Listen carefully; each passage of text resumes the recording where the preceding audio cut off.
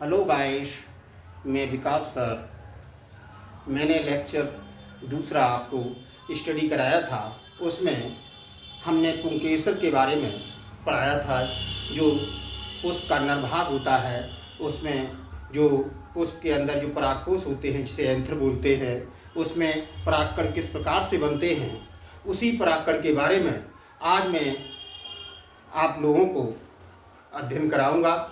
इसमें परागकण की संरचना जो टॉपिक है आपका, लघु बीजाणु या परागकण की संरचना, इसमें जो परागकण जो होते हैं वो किस प्रकार की संरचना होती है और परागकण किस प्रकार से अपना डेवलपमेंट करते हैं उसके बारे में। तो देखिए, जो परागकण जो होते हैं तो उसमें सबसे पहले यह एक असूच संरचना होती है। तो परागकण जो होते हैं बहुत ही असूक्ष्म संरचना होती है, क्योंकि इसे हम लघु बीजाणु भी कह सकते हैं। लघु माने छोटा कण, इसे छोटा कण भी कह सकते हैं। तो देखिए सही बच्चे, इसमें जो परागकण है आपका, इसका जो व्यास होता है वो 0.025 मिलीमीटर से 0.115 मिलीमीटर तक होता है इसका व्यास। अब देखिए सभी बच्चे, इसे हम एक कोश की भी कह सकते हैं, क्योंकि बहुत ही सूक्ष्म कण होते हैं ये परागकण। तो देखिए इसकी जो संरचना बनती है वो इस प्रकार से बनती है सभी बच्चे। देखिए संरचना जो परागकण की बनेगी वो इस प्रकार से बनेगी। ये संरचना होती है। इसमें सबसे जो परागकण होता है उसमें जो इसका मुख्य भाग जो होता है, इसे हम बोलते हैं ये वाला, इसे वेजिटेटिव न्यूक्लियस। ये वाला जो भाग होता है, सॉरी, इसे जनरेटिव न्यूक्लियस बोलते हैं। जनरेटिव न्यूक्लियस, इसे जनरेटिव न्यूक्लियस बोलते हैं। कहने का तात्पर्य यह है, इसे हम जनन केंद्रक भी कह सकते हैं। जनन केंद्रक। देखिए इस प्रकार से इसका ये जनन केंद्रक होता है, जो जनन करने में सहायक होता है। जो परागकण होते हैं उसको जनन करने में सहायक होता है। यहाँ पर एक ये वाला जो भाग होता है, इसे हम बोलते हैं वेजिटेटिव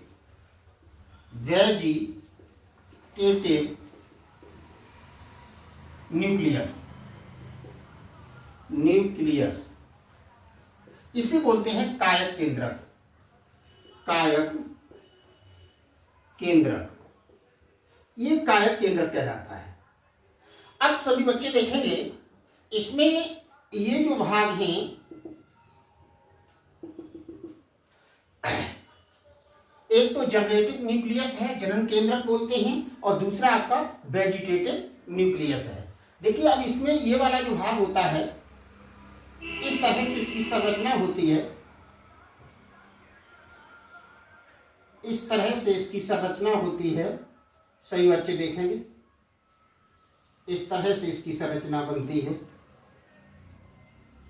थोड़ा ध्यान देंगे, इस प्रकार से। यहां पर अब ये जो वाला भाग होता है, इसे हम बाहरी आवरण भी कह सकते हैं। बाहरी आवरण,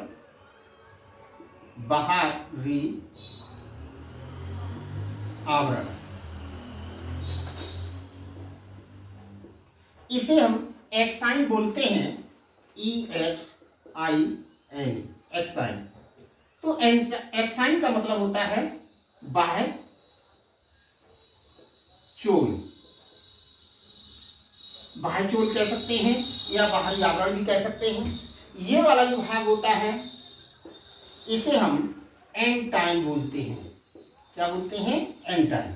एंटाइन का मतलब होता है अंतः आवरण या अंतः चोल।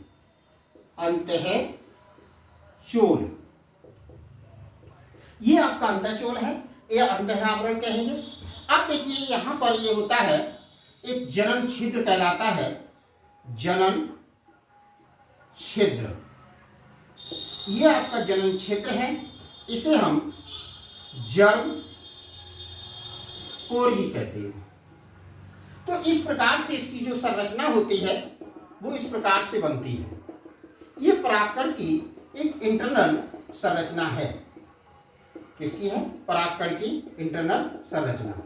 अब देखिए इसके अंदर जो होता है एक साइटोप्लाज्म होता है जिसे हम कोशिका द्रव्य कहते हैं। कोशिका द्रव्य या इसे कहेंगे साइटोप्लाज्म। यह आपका साइटोप्लाज्म है या कोशिका द्रव्य है। अब देखिए जो परागकण है यह लघुबीजांड है, इसका ये इंटरनल स्ट्रक्चर है। अब इसमें जो इंटरनल स्ट्रक्चर है इसमें आपने देखा इसके जो परागकण के अंदर एक जनरेटिव न्यूक्लियस है और दूसरा है वेजिटेटिव न्यूक्लियस। इसे हम जनन केंद्र बोलते हैं, इसे बोलते हैं कायक केंद्र। इसका जो बाहरी आवरण है जो सुरक्षा को प्रदान करता है उसे हम एंजाइम बोलते हैं, बाह्यचोल कहते हैं, और जो अंतः वाला इसका चोल है उसे हम एंटाइन कहते हैं। इस प्रकार से इसमें चोल दो होते हैं, एक बाह्यचोल और एक अंतःचोल। अब सभी बच्चे देखेंगे इसमें ये जो होता है यह एक कोशिकीय होता है। कैसा होता है? एक कोशिकीय। एक कोशिकीय होता है एवं अगुणित भी होता है। अगुणित कह सकते हैं, अगुणित, या फिर इसे कहेंगे अगुणित कह सकते हैं, हेप्लॉइड भी कह सकते हैं, या एन कोशिका कह सकते हैं। बराबर, एन कोशिका, एन कोशिका, इसे एन कोशिका भी कह सकते हैं। अब सभी बच्चे देखेंगे इसमें नर युग्मकोद्भिद बनता है। इसमें क्या बनता है? नर युग्मकोद्भिद, नर युग्मकोद्भिद,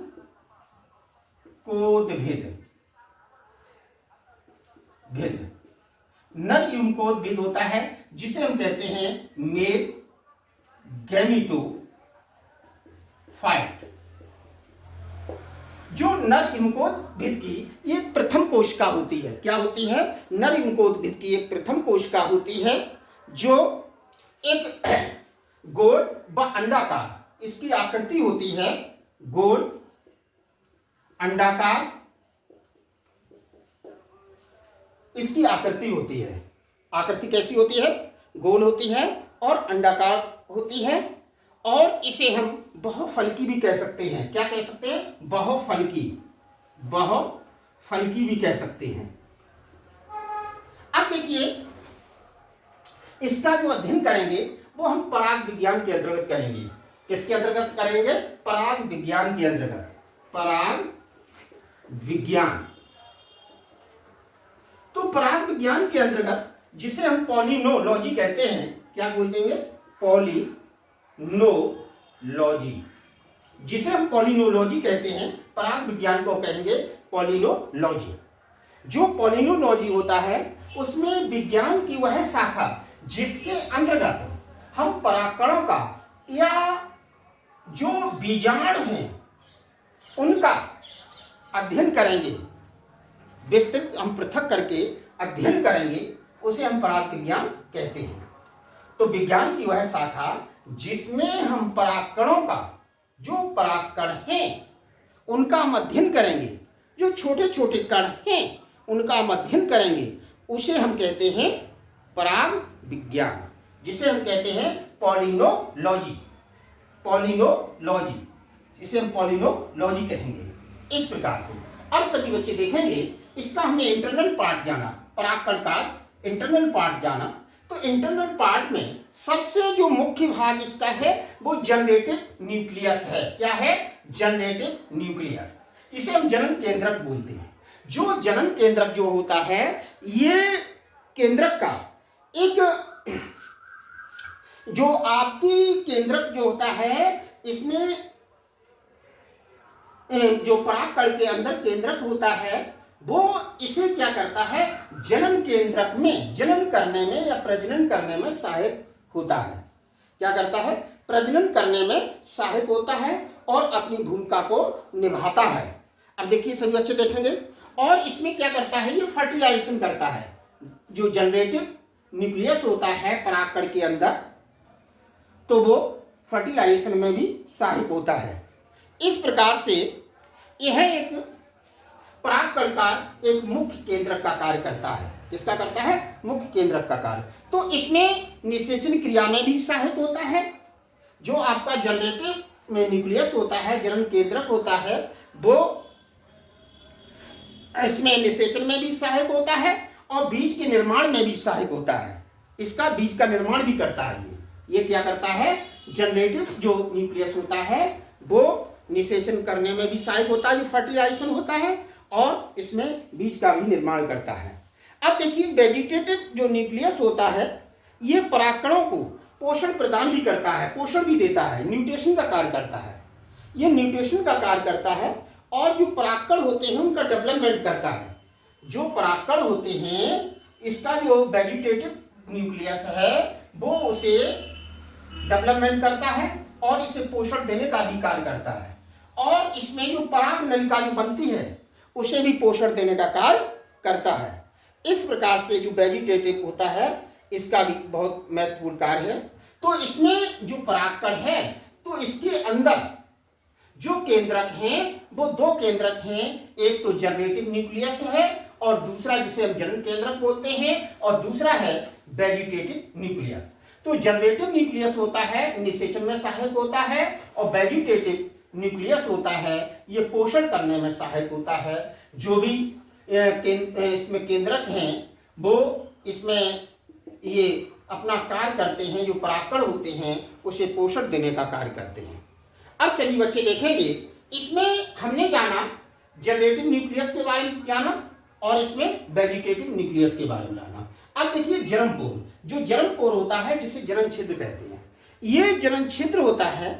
इसका जो भाग होता है जनन करने के लिए कहीं एक जगह जनन केंद्र जनन छिद्र होता है। एक जगह क्या होता है? जनन छिद्र होता है।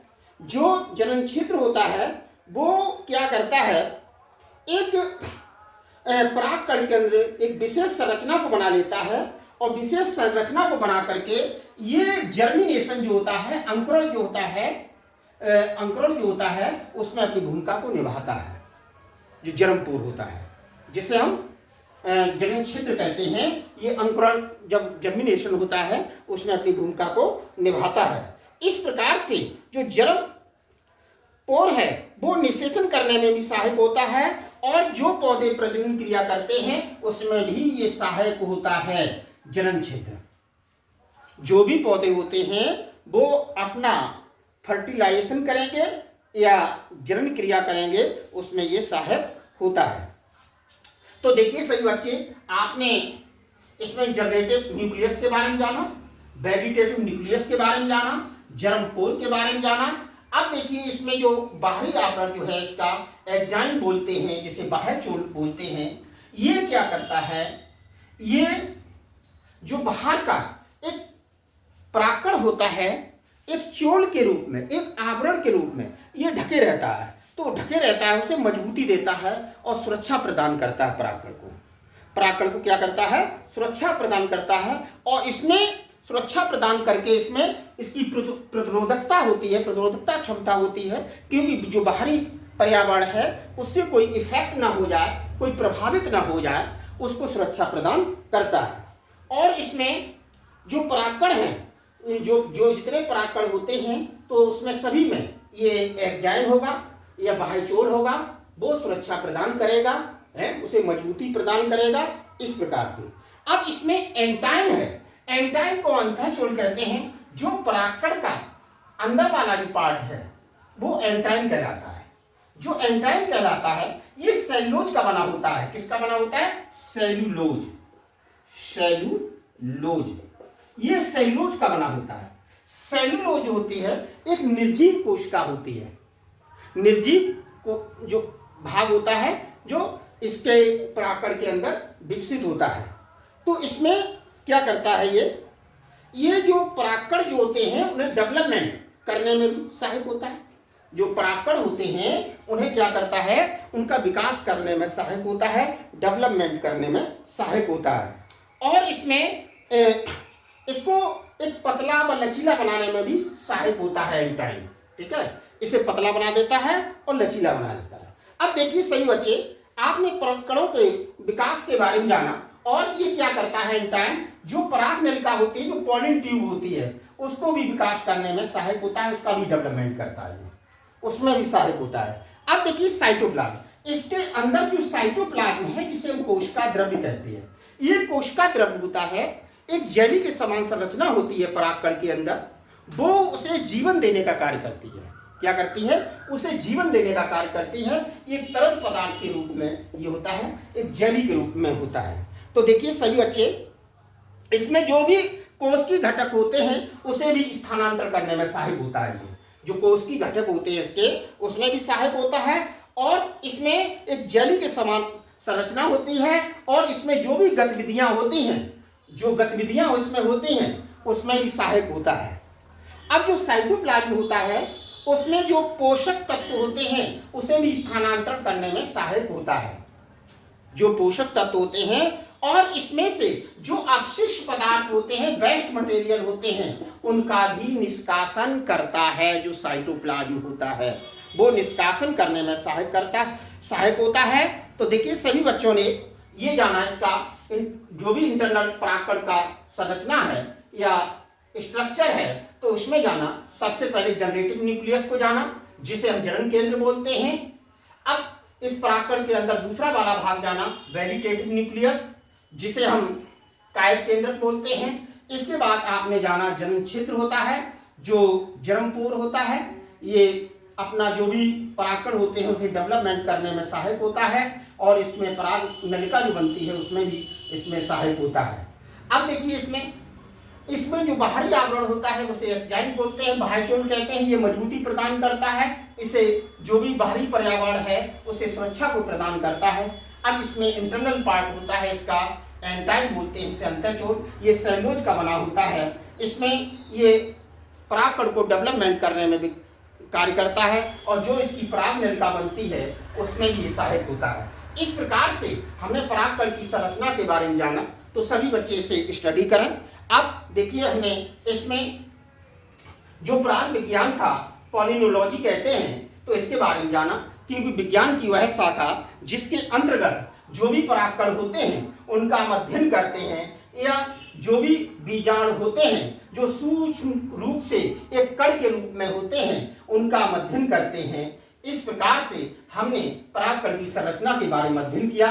अब इसमें जो पादप टैक्सोनॉमी है, या इसे पादप वर्गीकी कह सकते हैं, या प्लांट टैक्सोनॉमी कह सकते हैं, उसमें परागकणों का अध्ययन करते हैं, जो सूक्ष्म कण होते हैं उनका अध्ययन करते हैं। इस प्रकार से हमने परागकण की संरचना के बारे में अध्ययन किया। तो सभी बच्चे इसका डायग्राम बनाएं, और डायग्राम बना करके जो भी इसमें ये पॉइंट हैं सभी पॉइंट को स्टडी करें, और सभी ये पॉइंट जो भी होते हैं वो कहाँ कहाँ स्थित होते हैं, उनके कार्य क्या होते हैं, इसके बारे में स्टडी करें।